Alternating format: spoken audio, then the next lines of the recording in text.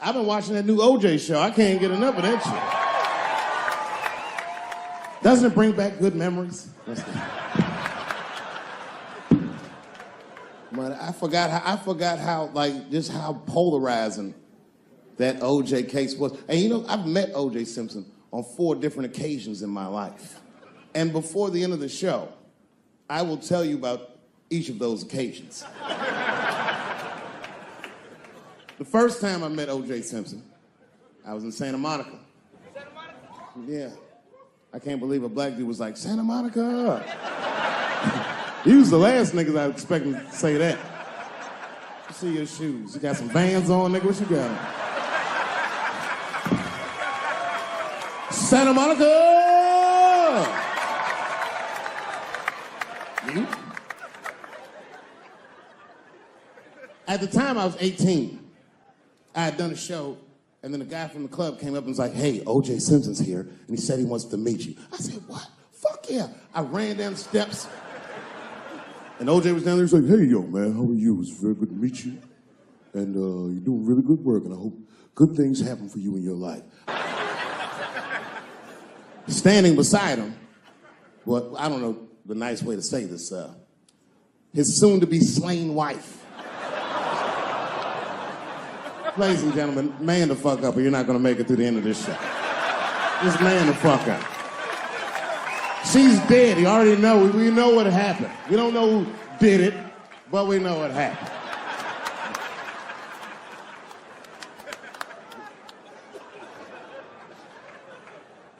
I should tell you that woman was very nice to me.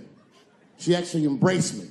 She said, I think you're adorable. And she hugged me. She goes, good luck to you. And she held me for a long time. And I whispered in her ear, bitch, are you trying to get us both killed?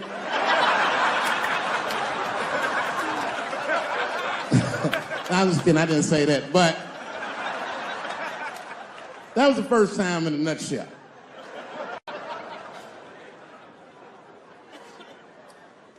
It's good to see so many different people here from so many different ethnicities.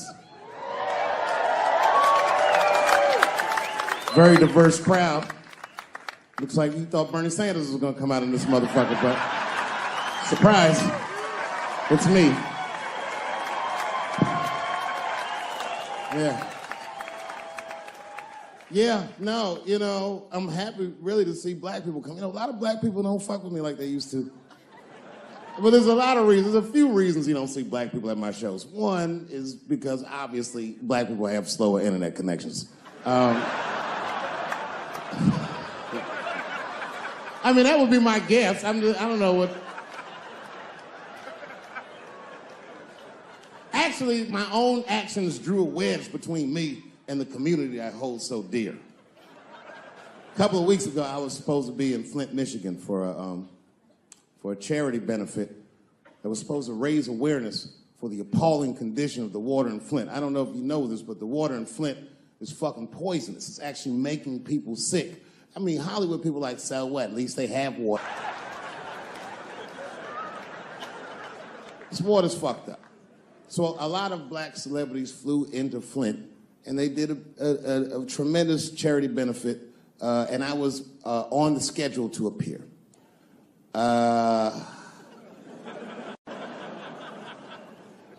So the reason a lot of people haven't heard about this benefit, it was the same day as the Oscars. Right, I know. So I was on my way to the airport to go to Flint, and then Chris Rock calls me and is like, hey, Dave, I got a ticket for you for the Oscars. Can you make it? And I was like, sure, nigga, I'm on my way to the airport right now. Oh, come on, man. What am I going to do about that water? What am I, a fucking superhero? I need to have fun. I need to live, too. I didn't fuck that water up. Stevie Wonder was there. They didn't need me. I'm sorry, everybody. I've never been to the Oscars. You've seen the movies I make.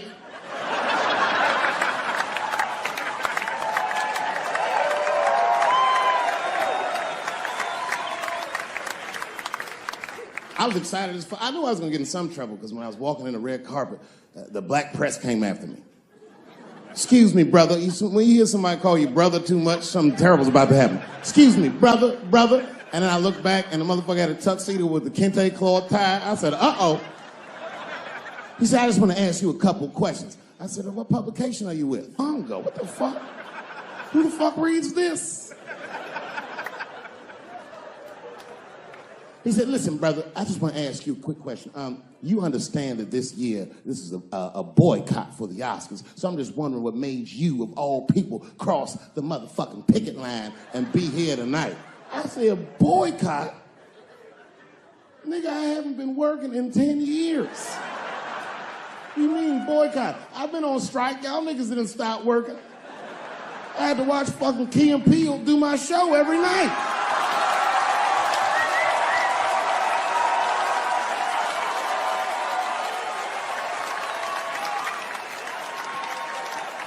Fuck the Daily Bongo is what I said. I went to Oscars and had a wonderful time. I went in that fucking green room. It was filled with so many stars, I couldn't even believe what I was seeing. Hollywood was seducing me all over again.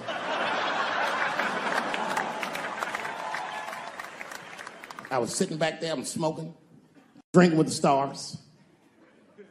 And then 2 Hollywood movie producers came over right to me. Oh my God, Dave Chappelle, said the leader one. He was obviously gay. Some guys you can just tell. The other one seemed like a money guy, like maybe he was from Texas or some shit. But the gay one was definitely the leader, because he did all the talking. And then he hit me with, so David, do you have any movie ideas that you would like to pursue? The truth is, I don't. But if you know the game, you're not supposed to tell motherfuckers you don't have ideas. I was like, yeah, man, I got plenty of ideas. And he called my bluff. Really? Like what? Huh?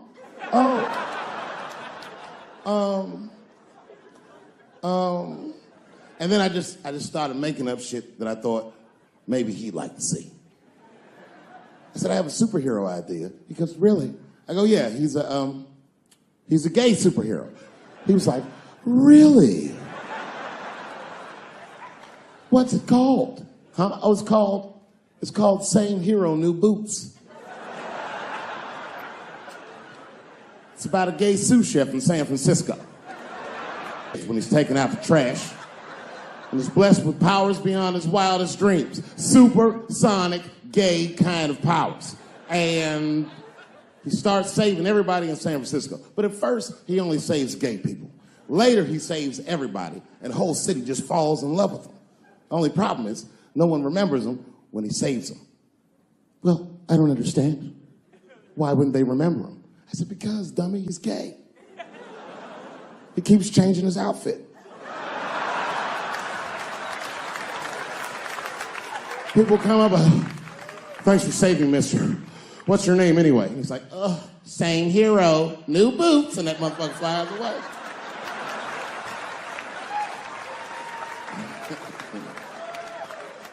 He's like, I like it a lot.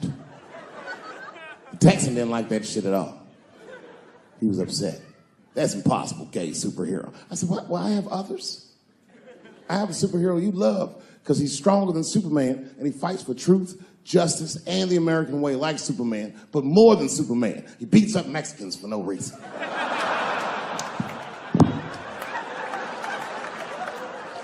The Texan's like, you got my attention. Do all this great shit. Only problem with this guy is he can't even activate his powers unless he touches a woman's vagina. Not a long touch, just a couple of pats.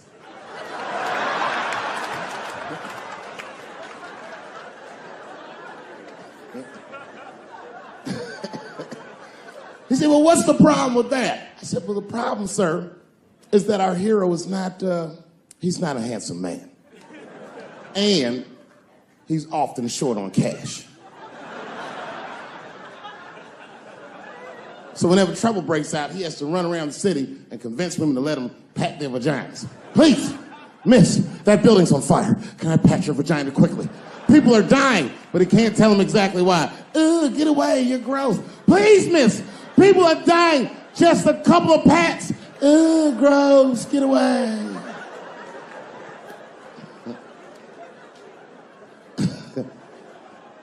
So he rapes them. I know. That's the dilemma for the audience. Because he rapes, but he saves a lot of lives.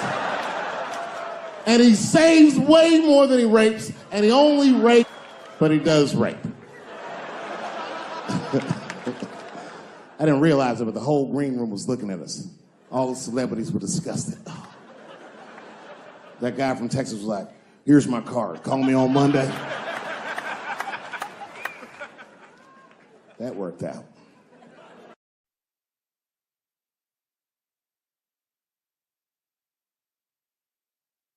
Sometimes the funniest thing to say is mean.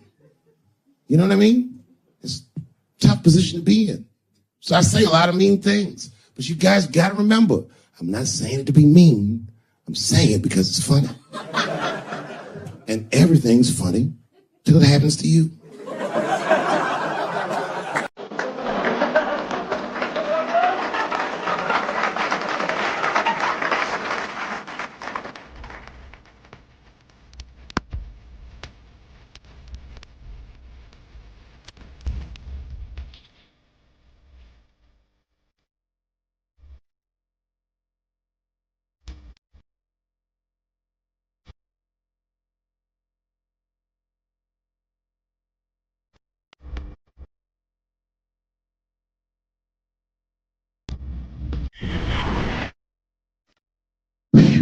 Well, it's the last show. Here we are, Los Angeles, the world capital of rape and dick breath. The fuck has been going on out here? Keeps getting worse, but just when you think it can't get worse, they got Charlie Rose today.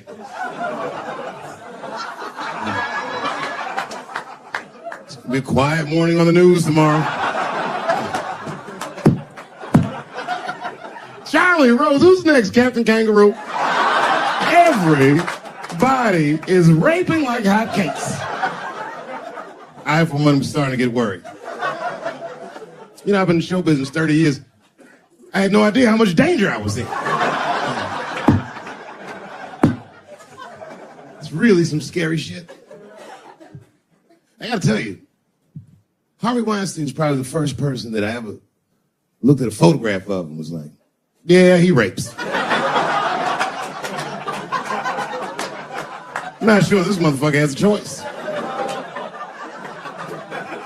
Not a handsome man. A lot of meat and extra skin on his face. Yeah, he's ugly. You know the sad part is, he's done so well in life, he probably doesn't know he's ugly. You know, when you're good looking, everybody will tell you, oh, you look wonderful, you're so great looking.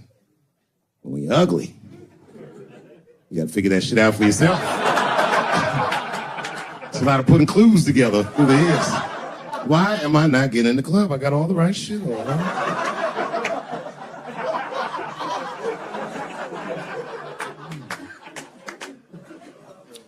If it was Brad Pitt doing that shit, you wouldn't have heard of people. The girl just come back down like, I got the part.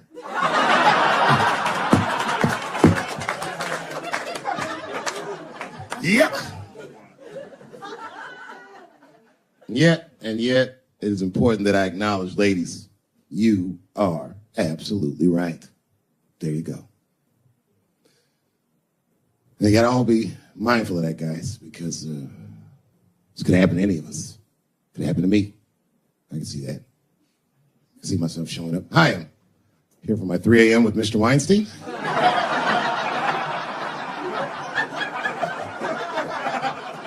Hey, Harvey, I got your text. I'm here to talk about the script. Seems like it's going to be hard to read in candlelight, but I guess I could try.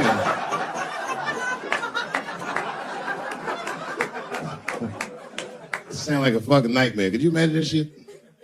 Could you imagine if you was in a business meeting and a motherfucker pulled their dick out? In the middle of the meeting, I'd be like, yo, my man, this is the most unprofessional shit I've ever seen in all my days. Just let me finish, Dave Chappelle. I'll put you in all 3 Lord of the Rings.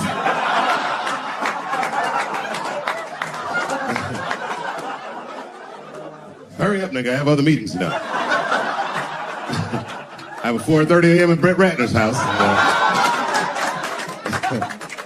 I believe it's wardrobe fitting.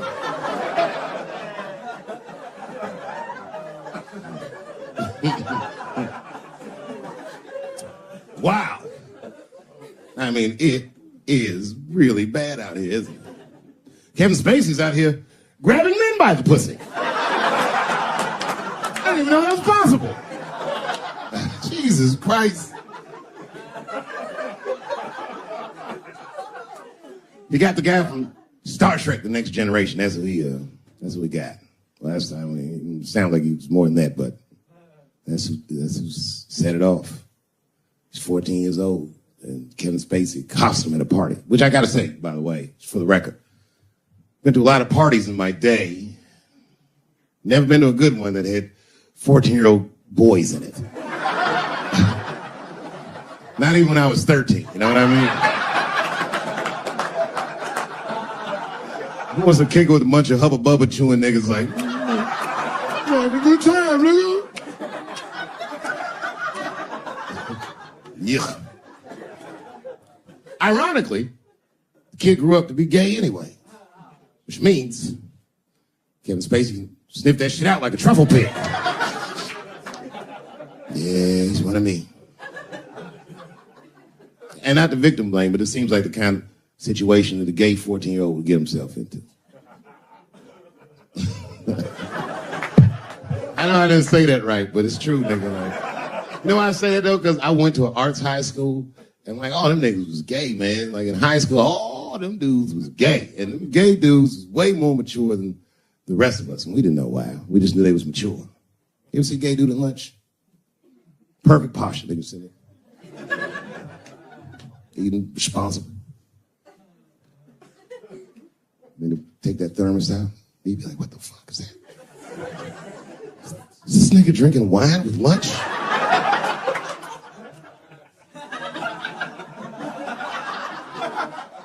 We didn't know what it was. Because we were young boys, we were just trying to figure out who we were. And we didn't realize these gay dudes was fighting to be who they knew they already were. Some impressive shit. They were fearless, the gay kids. Fucking fearless. I've never seen a scared gay dude in my life. What kind of man has no fear? You'd be tied up in a hostage situation with a gay dude. Them niggas would still be like, I'm thirsty.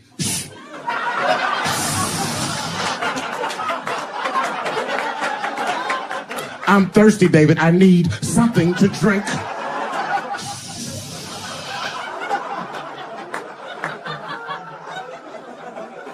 Well, then shoot me. I would rather die of a bullet than dehydration, nigga. I am thirsty. I need some water.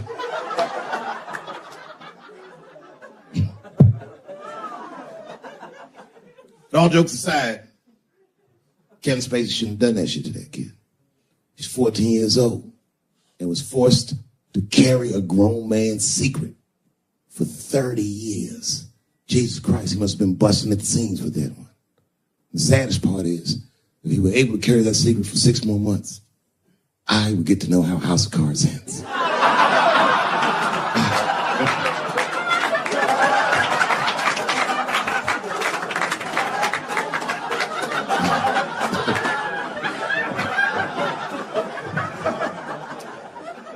Yep, ladies and gentlemen, these are dark times.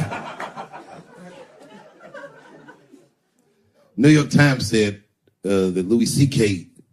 jizzed on his own stomach. You know, I've busted a lot of nuts in my day. None of them were newsworthy. Shit was really gross, because they didn't just say it like I said it. They didn't just say jizz on the stomach. They said it in that fucking Pulitzer Prize winning style that the New York Times has. It was very descriptive, like, you know what I mean? Louis C.K.'s semen shot out like a volcano of misogyny, slowly drizzling down like lava, covering his freckled penis as it slowly dripped to a fiery crown of red hair. Jesus Christ, I'm trying to eat some huevos rancheros, and this nigga's is...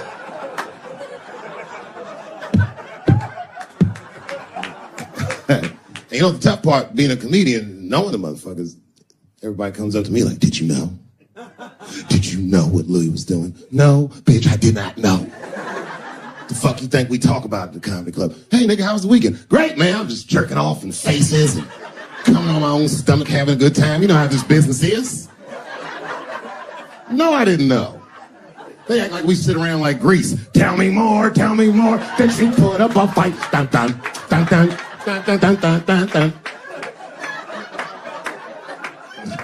Sorry, I don't know the choreography, but you get the point. You get the point. She was intense. But Louis was like the turning point. I mean, you know, all these allegations are terrible. Louis was the only... I shouldn't say this, but fuck it. His allegation was the only one that made me, like, laugh.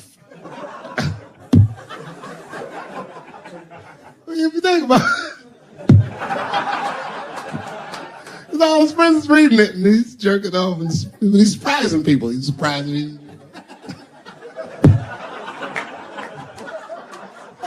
I just picture all the comics in comedy just reading it like, what?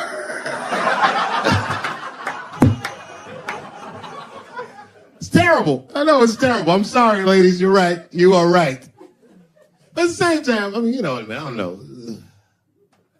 Jesus Christ, they took everything from Louis. I was like, I don't know, it might be disproportionate. I can't tell. I can't tell. This is like where it's hard to be a man. One lady said, Louis C.K. masturbating in front of me ruined my comedy dreams. Word. Well, then I dare say, madam, you may have never had a dream. Come on, man, that's a brittle spirit. That is a brittle-ass spirit, nigga. That shit is too much. It's a grown-ass woman. You know what this shit is like? It's like COINTELPRO. You know what that is?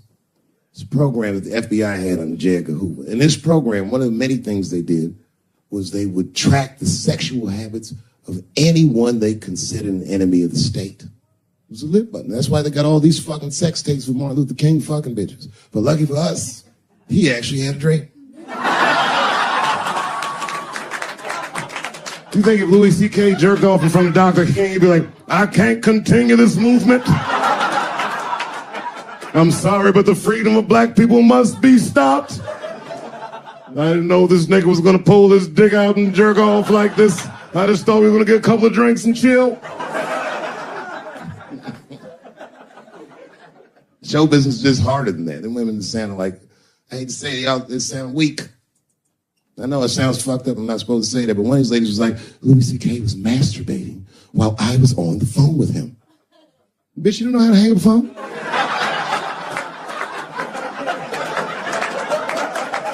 How the fuck are you going to survive in show business if this is an actual obstacle to your dreams?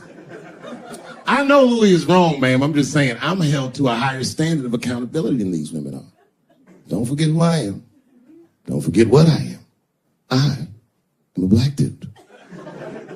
And don't ever forget how I got here. My ancestors were kidnapped. I don't even know where the fuck I'm from. They were put on the bottom of boats. They sailed them across the Atlantic. Many of them died. Only the strongest survived. And once they got here, they beat the humanity out of my people. They turned us into beasts of burdens. They made us do their work. And the irony is, hundreds of years later, they called us lazy.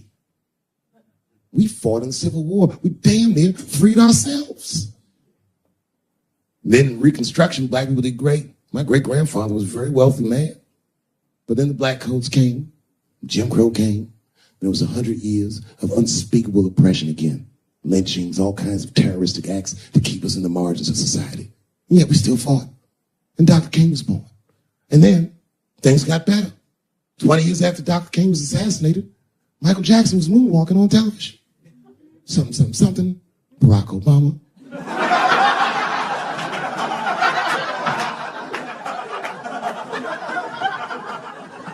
Donald Trump, and now here we all are. 400-year nightmare. Took us 400 years to figure out as a people that white people's weakness the whole time was kneeling during their national anthem. That's a brittle spirit. That's right, nigga. On the rock, it's regular. Ah! Ah! What are you doing, nigga? Stand up!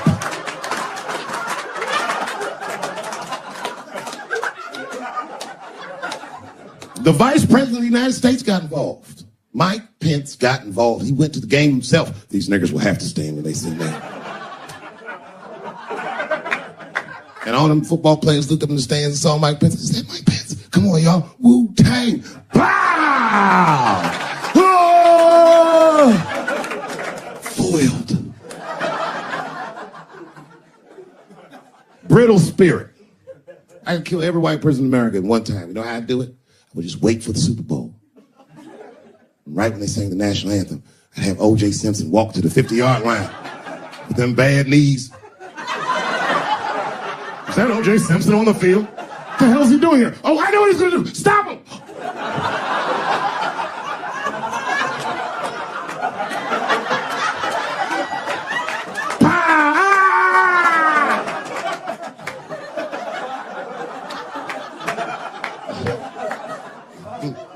You gotta man the fuck up, y'all. I don't mean to be disrespectful because, man, I know you're upset what I said, but you know, I know you're right. But come on, baby, it's me. I was right once. Remember that? Does anybody remember when I was like missing from show business for 12 years? Remember when I had like this really popular show and I quit? I remember I walked away from $50 million. A lot harder than walking away from Louis' freckled dick.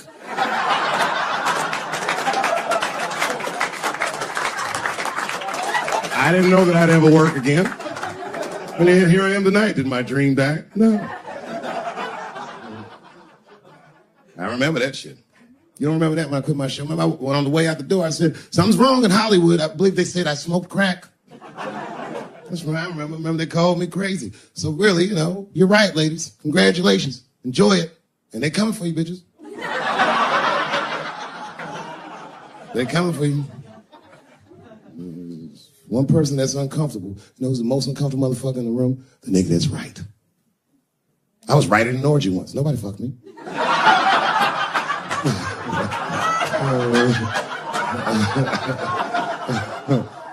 was just walking around like Tom Cruise at the movie, just looking. And ruined the whole orgy by accident. It's easier to ruin an orgy than you think. All you gotta do is wait for it to get kind of quiet and then go, ew.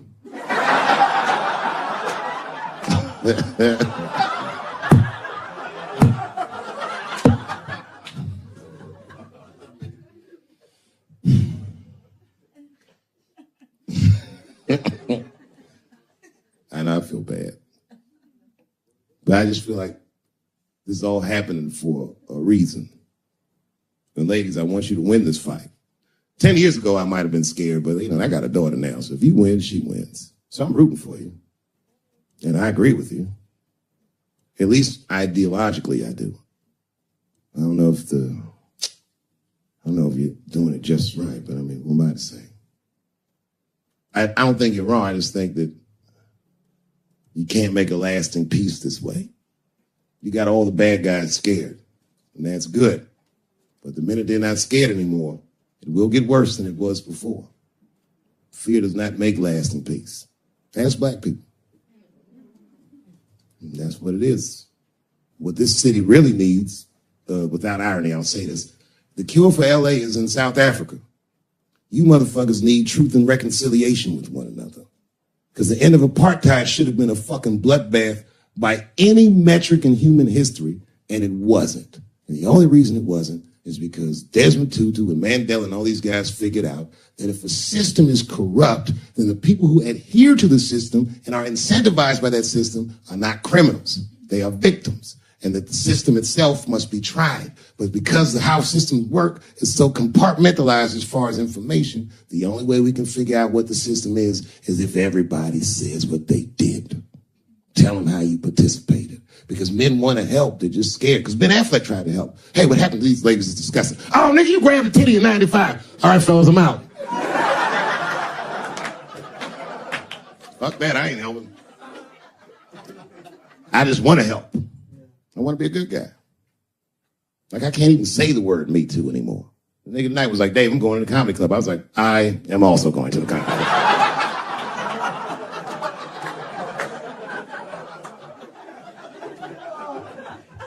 And I didn't even know it was happening, but I guess I became like a feminist in the last 3 weeks because I can't watch porn the same. Like I watch it sometimes, but I can't click on these motherfucking thumbnails, not with those titles. Guy crams young girl in the ass with hard right. I can't click on that. Come on, nigga, give me something I can click on. Dude gets sucked off by a midget. Little person, I say to myself.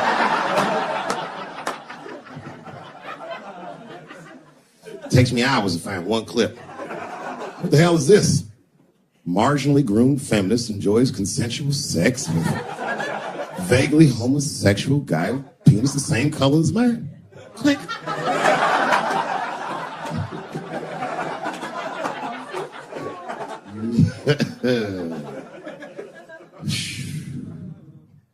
You notice a lot of black dudes haven't been getting me too. I don't want to jinx myself. You know why? Obviously, black women go through the same thing, right? The reason is because black women from slavery won't tell on us because they know that no matter how bad we black dudes are, white dudes are very mean. They're scared to see us get punished. My wife is Asian. She tell on me in a goddamn second.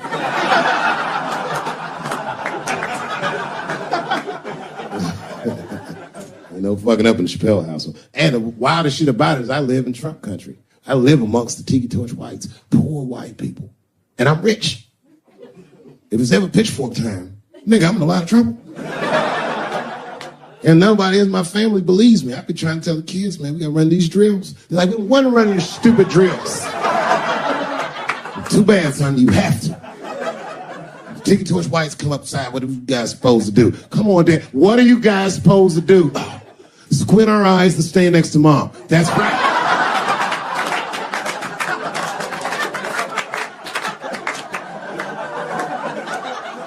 And what are you gonna bring me? Your gun and your groundskeeper uniform. That's right. I'll go outside and see what they want.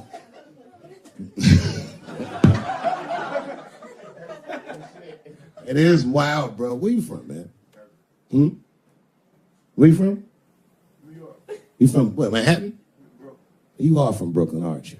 You look like you can rob somebody with a hammer.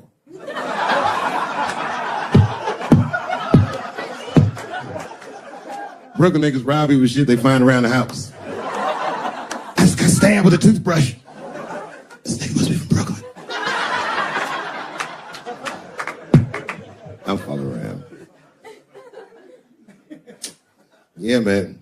Well, you ladies are right. To be honest with you, your lives look terrifying to me. They do, man. I know nothing about being a woman, but I know fear. Yo, I used to live in New York when I was 17.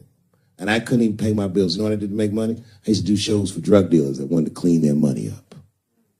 One time I did a real good set, and these motherfuckers called me in the back room. They gave me $25,000 in cash. I was probably 18, 19 years old. I was scared. I thanked them profusely. I put that money in my backpack. I jumped on the subway and started heading towards Brooklyn at 1 o'clock in the morning. Never been that terrified in my life. Because I never in my life had something that somebody else would want. I thought to myself, Jesus Christ, if motherfuckers knew how much money I had in this backpack, they'd kill me for it. Then I thought, holy shit. What if I had a pussy on me all the time?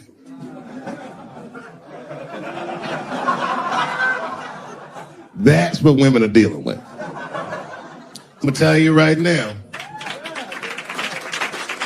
It's real talk. If them same drug dealers gave me pussy and said, put this in your backpack and take it to Brooklyn, I'd be like, nigga, I can't accept this.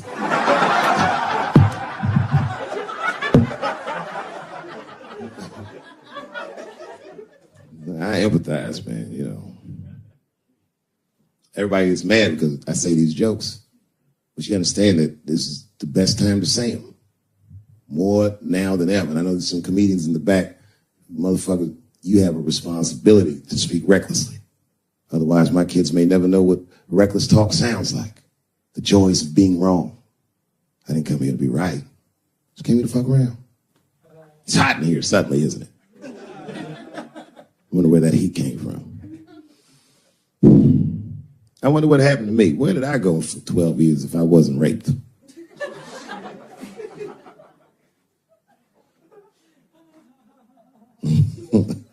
Maybe there's something else going on.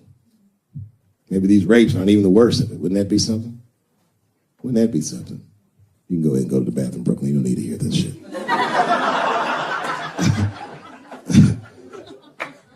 You see that motherfucker right there? He's under an enormous amount of pressure. He is. Just being big and black with that hairdo, that motherfucker is a suspect for everything. Except white collar crime.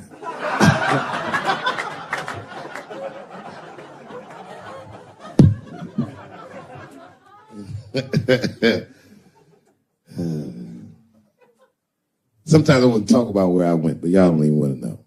I was gone for a long time, nigga. I was in the upside down.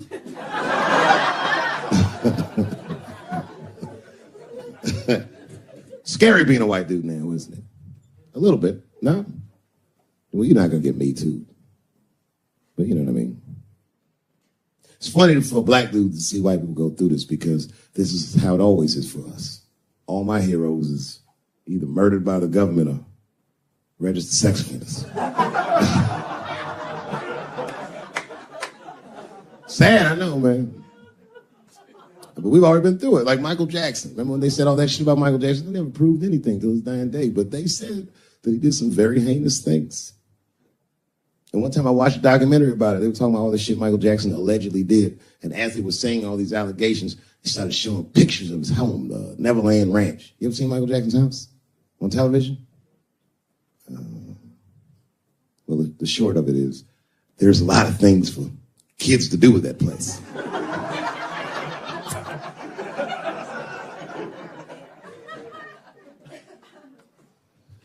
And I saw the whole thing, exotic animals and Ferris wheels and merry-go-rounds and shit. And the more they showed it, the more certain I was that I don't think Michael Jackson did any of those things they said he did. His house didn't look sexual. It looked like he was flossing on those motherfuckers.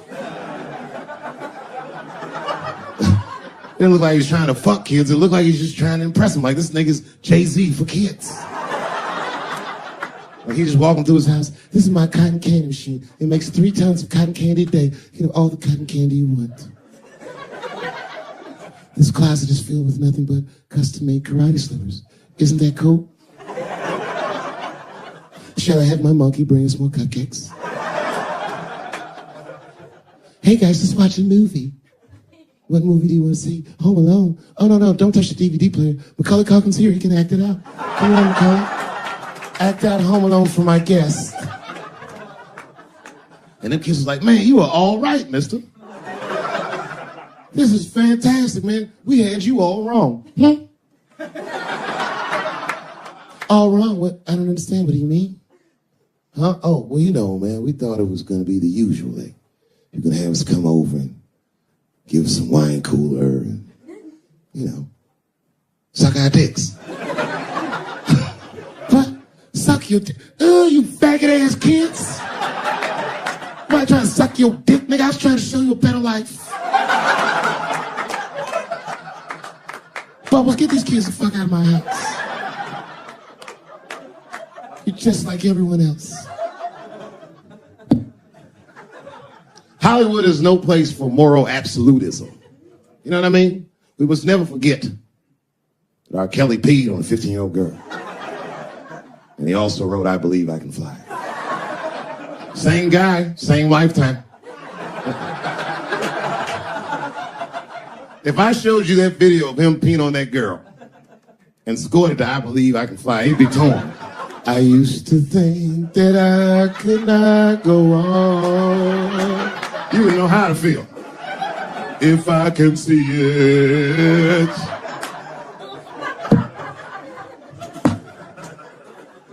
It's okay, my career ended many years ago.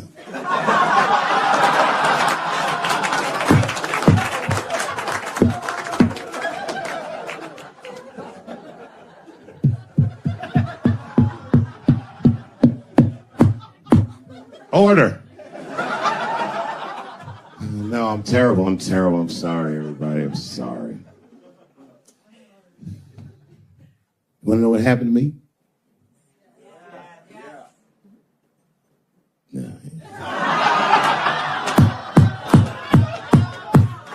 It's tempting, but I don't want to talk about it.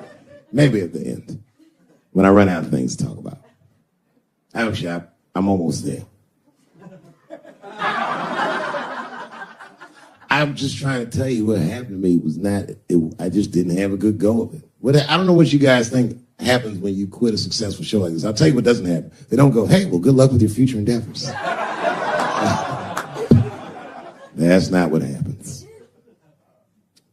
It was cold out there.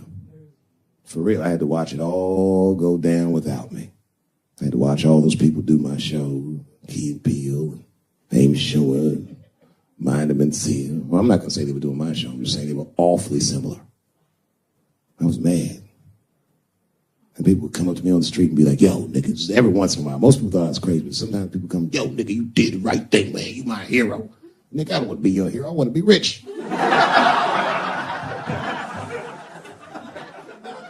Never choose to be a hero, because heroes die uncomfortable deaths. All I wanted to be was Paul Revere. I just needed one heroic moment, you understand? Paul Revere's ride was only one night. And then 40 years of him being like, hey, y'all, remember that time everybody was asleep and I was up and the British was coming? Boy, it's a good thing I was awake, nigga. Everybody be dead.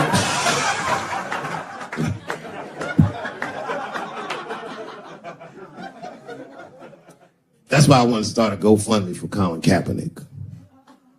I do, man. I'm fascinated with him.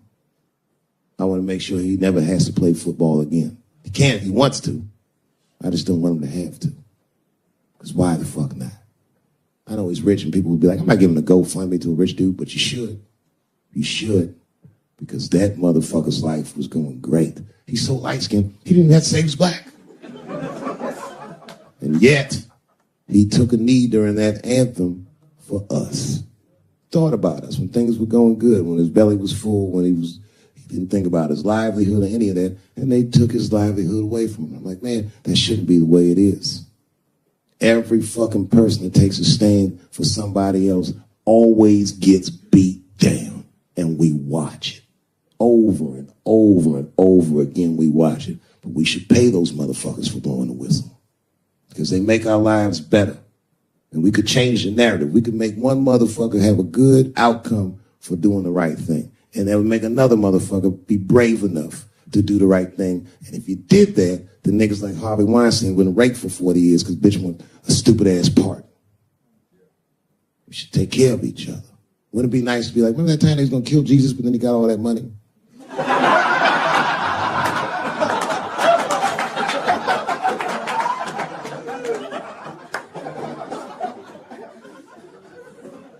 Real talk, man.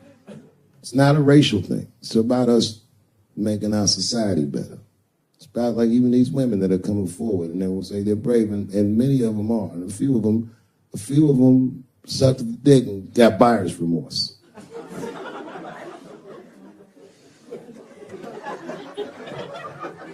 Yo, that's a huge omission from this narrative. This wouldn't have gone this far if some women weren't willing to do it. You can't ask every woman to hold the line. Some women can carry things heavier than others.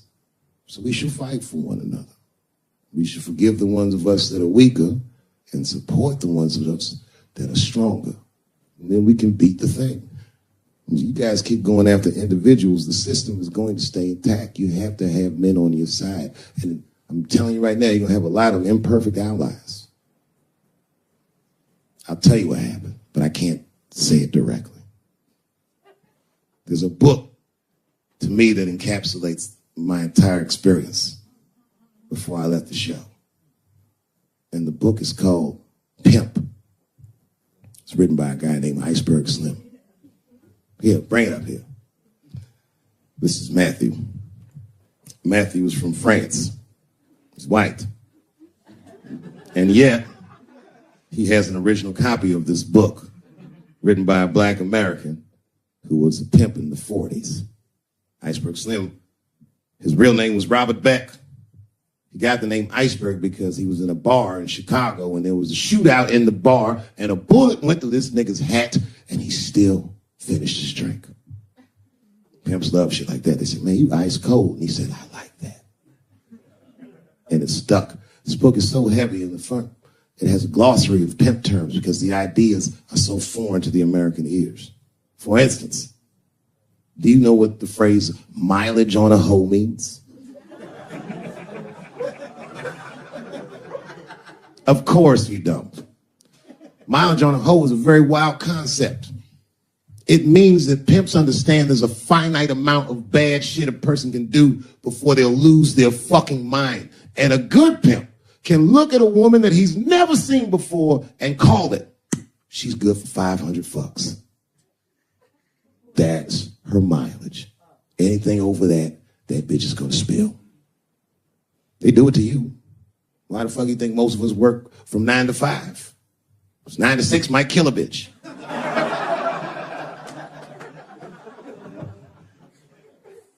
Iceberg Slim was the one that broke down what a bottom bitch was. Does anyone know what a bottom bitch is? Anyone? What's a bottom bitch, sir? It's your prostitute that's the best out of all of them, that brings in the most money. That's right. That's exactly right. Are you black? That's right. A bottom bitch is a pimp's number one hoe. She's even a bitch that helps him keep the other bitches in line. I will repeat. She's even the bitch that helps him keep the other bitches in line. If the pimp was McDonald's, then the bottom bitch is French fries. The rest of them bitches like fish sandwiches, cherry pies, and shit like that. Iceberg Slim breaks down some of the coldest capitalist concepts I've ever heard in my life.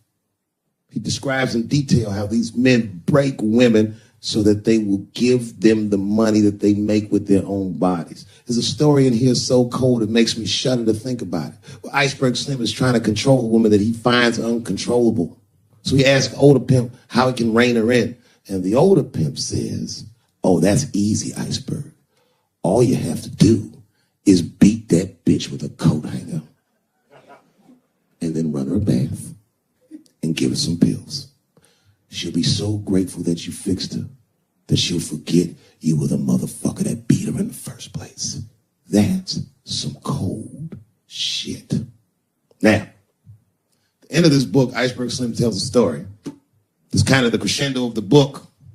And in the story, Iceberg Slim's bottom bitch is at the end of her mileage. If she was good for 500 fucks, she was at 498. She was bubbling. You could see it. She was going crazy. She started saying all kinds of shit. Oh, I always wanted to be in the circus. Circus, this bitch is loose. I can juggle too, you know. Juggle. He had to let her go. It's hard to let her go. A bottom bitch go. And he wasn't ready to let her go because his organization couldn't handle losing her. But she didn't know that. She didn't know how important she was. So what he did was he called her to a diner. He said, look, bitch, you and I got to part ways. She said, fine, motherfucker. I don't need you anyway because I know somebody at Ringling Brothers. She was like, all right, bitch, whatever. I got one last trick for you. It's a big money trick. You do this for me, you get paid, I get paid, and we go our separate ways. She said, fine, motherfucker, what do you want me to do? He said, okay, there's a guy in that hotel across the street. He's waiting for you in room number 7. Once you go over there, I want you to fuck him. But before you do, I need you to put some of this stuff in his drink. And then he's going to fall asleep. When he does, there's a briefcase on his bed. Bring the briefcase to me. That's the trick, bitch. Can you handle it? She said, fuck yeah, I can handle it. I can't wait to get rid of you. And she ran outside, jumped on a unicycle, and pedaled across the street. And Iceberg watched her. He was like, man, she's pretty good. Man, if I never jerked off in her face, maybe she would have been in the circus right now.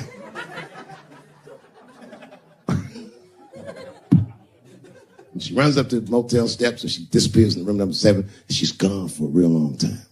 Real long time. So long, in fact, that Iceberg got a little worried. But then, suddenly, she came back. He said, what's going on, bitch? Where's the briefcase? She said, I didn't get it, Daddy. He said, what do you mean you didn't get the briefcase, bitch? What's wrong with you? She said, oh, I did everything you said, but that man don't look right. Something wrong, Daddy. He said, what do you mean something's wrong, bitch? Did you put that stuff in his drink? She said, I did everything you said, Daddy. I put all of it in his drink. He said, wait a minute, bitch. Wait a minute. You put all of it in his drink? Now he had to see for himself. So the two of them go across the street to the motel, and they go into room number 7, and on the bed, laying lifelessly, is the white man that she was supposed to fuck. And Iceberg said, you right, bitch, she don't look good. What the fuck? So he called a friend of his that was a doctor that was close by. And the doctor came in, gave the guy a thorough examination, and told them both what was obvious. Slim, this motherfucker is dead. Oh, God, Daddy. Oh, no. Oh, no, we killed him. He said, calm down, bitch. We didn't do anything. You killed this motherfucker. And then he reached under the bed and he grabbed the briefcase. He popped it open. It was filled with money. More money than any of it ever seen. And Iceberg took a little bit of the money and gave it to the doctor, and the doctor left discreetly. All right, bitch, let me think. I can fix this for you. I know somebody I can call. But if I call him, I'm going to owe these motherfuckers a big favor. Oh, God, Daddy, please. I don't want to go to jail. Neither do I, bitch, so you shut up. She picked up the phone. She heard him mumbling in the phone a little bit. He hung up the phone, and she was pacing the room, and he was just standing there cool, and they were waiting, and suddenly a van pulled up downstairs. 2 guys get out with a carpet. They walk upstairs. They roll that carpet out on the floor. They throw the body in the carpet. They roll that motherfucker up like a burrito. They pick that shit up, and they throw it in the back of the van. They come back up, and Iceberg opens the briefcase again and gives them a little money. He says, I'll get in touch with you guys later. They say, you're not going to get in touch with us at all. We'll find you. He said, whatever, nigga. And they bounced. Oh, God, Daddy, oh, God. He says, relax, bitch. Listen, we're getting the fuck out of here. You go downstairs, you get the car. We got to leave separately. She went, she got the car. Iceberg grabbed that briefcase, waited a few minutes, looked out the window, and then he went down with her. They both got in the car, and they drove off. She was a blubbering mess. Oh, you did all this shit. He said, I told you, bitch, we didn't do anything. You killed a motherfucker, and I cleaned him up. And now we got us a secret, okay? Now, I know I'm not going to tell, bitch. It's you? Oh, no, I ain't going to tell. He said, all right, baby, cool. I'm going to need you to stay with me for a while till this shit cools down. She goes, okay. That's the game. That's how the whole shit works, ladies. You understand? This bitch was at the end of her mileage. She was at 498. She ended up tricking for Iceberg for another 6 months. She must have done another 200 tricks for him. Do you understand? That's some cold shit. And the cold shit about it is that the dead guy on the bed wasn't even dead at all. This motherfucker was just a friend of Iceberg's acting like he's asleep. The doctor wasn't a doctor. It was a motherfucking butcher that happened to have a white coat. And the dudes who came to the mover van clothes was dressed like movers because they were movers. Iceberg had gotten a new apartment. And the bag of money was Iceberg's money in the first place. The money he got from all those women. That's a cold game. That's the motherfucking capitalist manifesto. And that's why I went to South Africa. So now we got us a little secret, bitch. And she see a simple break.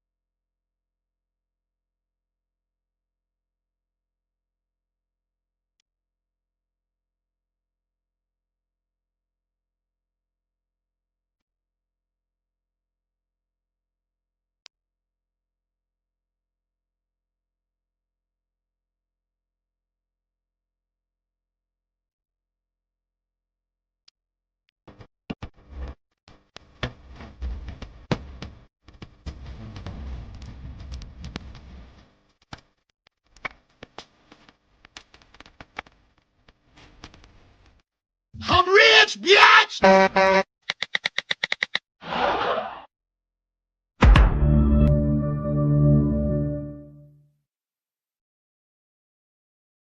My wife's friend, Stuart, told me that. My wife has a lot of gay friends. Stuart's their leader. She has a lot of gay friends. And I don't like them. Not because they're gay, I'm just judging them on the merits of their character. They're just not nice dudes. They're rude house guests. They're sitting on my couch, giggling with my wife, eating my mother macaroons. And I come in, they act like the party's over. Hey, Stuart, what's going on? This guy talks to me the way a cat would speak if a cat could talk. Hi, David. He always must have some kind of gay political argument. The last one was about a petition in federal court to take the words husband and wife out of the law. I said, well, why would you want those words out the law? He said, because it discriminates against same-sex couples. I was like, niggas, please save me the semantics. Just trust me, take your chips and get the fuck out of the casino. You're about to crap out. Go outside, talk that over amongst yourselves, and whichever one of you is gayer, that's the wife.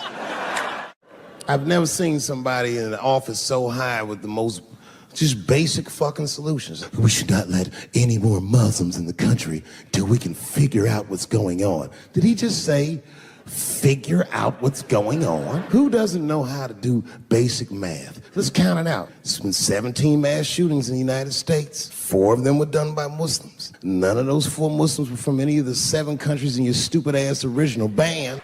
The other 13 shootings were done by the Tiki Torch whites. And you don't see me trying to ban white people from the show to keep the rest of the audience safe. It's a fucking terrible idea because it's mean and it's racist. And most importantly, if there were no white people here tonight, I might leave this bitch with $1,800. This man needs to realize that we all need each other. And that's why we will never, ever be able to beat China. Because everybody in America is racist and everybody in China is Chinese. This guy, R. Kelly, got another sex tape out now. This guy makes more sex tapes than he does music. He's like the DJ Khaled of sex tapes. Another one. Like, damn. The new one's so bad that they didn't even show it. 16 times the girl's age was mentioned. Isn't that crazy? This motherfucker is an idiot. He was fucking her like, yeah, this is the best 14-year-old pussy I've ever had in my life. And she was like, you like this 14-year-old pussy? He's like, oh, yeah, I love this 14. I'm like, man, you need to shut the fuck up. You got to give your lawyer something to work with.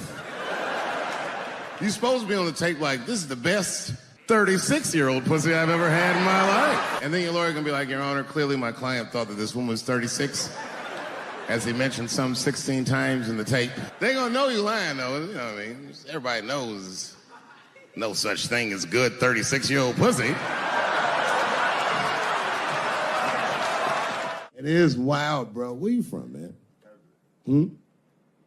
Where you from? New York. You from, what, Manhattan? Brooklyn. You are from Brooklyn, aren't you? You look like you can rob somebody with a hammer.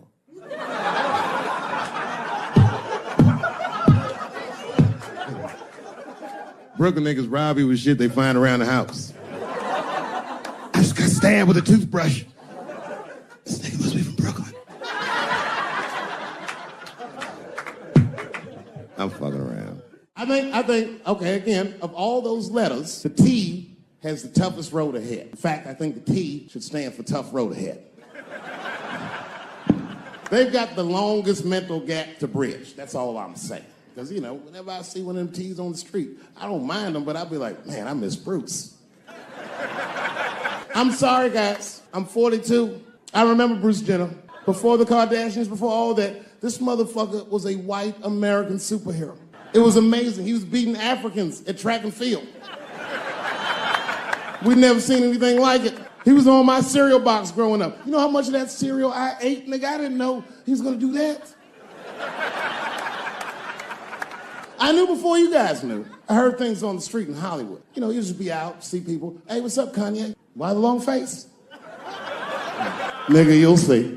I got 2 mother-in-laws now. There was a big dance coming up in the middle school. I was 12 years old. I said, Dad, can I go to the dance? He said, of course you can go to the dance. I want you to get out and meet some more kids. I said, great. It costs $3 to get in. And my dad said, ooh, sorry, son, I don't have it. I was like, what the fuck? You don't have $3? Well, then how are we alive, Dad? Dad said, if you want to go to the dance bad enough, I'll tell you what, there's some money in the change jar, get the money from there. I was 12 years old, that's what I did. I showed up to the dance early. There's a long line of kids waiting behind me while I'm at the door trying to count out 300 pennies to get inside. I will never forget this shit as long as I fucking live.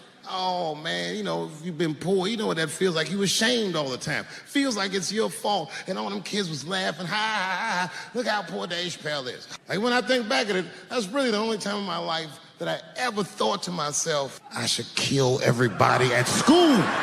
No, this is what I mean. Okay, look, okay, you're an Asian dude. No, I say this with no disrespect, but we're all Americans, right? And we can agree that America has a huge body count all over the world, but nowhere more than Asia. Literally, if you look at history, recently, we have bombed the masculinity out of an entire continent. We dropped 2 atomic bombs on fucking Japan, and they've been drawing Hello Kitty and shit ever since.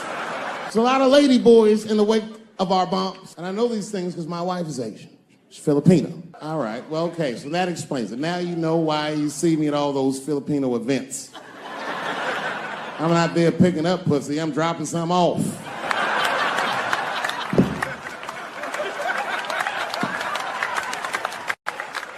I take my wife to all that shit. I took my wife to see Pacquiao fight Mayweather. We sat ringside, okay? That was a quiet car ride home. That's what that was. That's my problem. I can't handle pressure. Sometimes pressure make me talk different. I'm serious. You ever have like that social pressure? You ever talk to somebody who's fake and they make you fake? Like that kind of deal, like, hey, how you doing? You're like, fine, how are you? And you're like, I don't even talk like that. I get sick of that shit. I do. It just makes me sick. Sometimes I'll talk crazy just to make myself feel better. You ever do that? Just start talking like crazy. Like, you ever hear this voice? Man. That's how bad guys used to talk in the 40s. In the old days. See, I talk like that. Not all the time, but if somebody put the pressure on me, fuck it, I gotta cut loose. If the police pull me over, I'll talk crazy. Son, do you know why we pulled you over? Nah, because I'm black, see, that's right. Nah. It's not illegal to talk like that. How do they know I don't talk like that every day? Stop talking like that. Stop talking like white copper. Nah. I see my age in my children. I came home from the road. This is not long ago. I've been gone for, if you can picture, I was gone for weeks and weeks. And when I came back, nobody was home. Now, one person in my family thought that maybe I'd like to see them when I got back. Like, they knew when I was coming back, but they just weren't home. And that shit was a wake-up call. But an empty house, that's some cold shit. And I went into my oldest son's room. I was like, hello, hello. He was gone. And I'd never done this to him before, but for some reason I just did it. I just looked through his shit. Just to see who this motherfucker was becoming. And I found these notebooks and I started going through the notebooks and there was all this wonderful poetry in them. And then I looked through his drawers and I opened up his middle drawer and I found this rolling paper. And I looked down at them papers like, oh, that's where that poetry's coming from. I'm doing a show somewhere, and I'm on stage, and I was a little drunk, you know. I figured to be safe, because, you know, everybody's phones are locked up.